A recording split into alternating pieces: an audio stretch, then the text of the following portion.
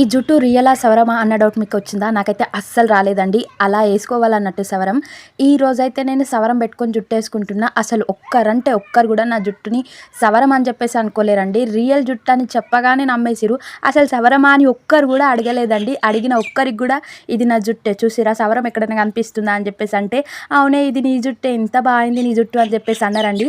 అట్లా అంటా ఉంటే ఆ హ్యాపీనెస్సే వేరండి. రియల్‌గా నా జుట్టు ఎంత ఉందో సవరం కూడా అంతే ఉందండి. నా జుట్టుకు కలర్ సెట్ అయ్యేలాగా నేను మీషోలో అయితే సవరం తీసుకున్నా అండి.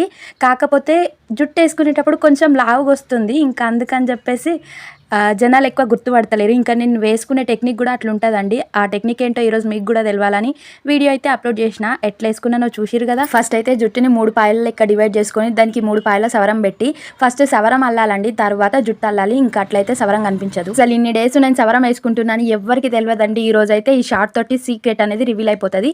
పోన్లేండి, మీకోసం మీ సాక్రిఫైస్ ఎక్కువేం కాదులేండి. ఫైనల్గా నా లుక్ మా ఆయన లుక్ ఎట్లుందో కామెంట్ చేయండి. మన ఛానల్ని సబ్స్క్రైబ్ చేయండి. లైక్ షేర్ కూడా మర్చిపోవద్దు. ఓకే.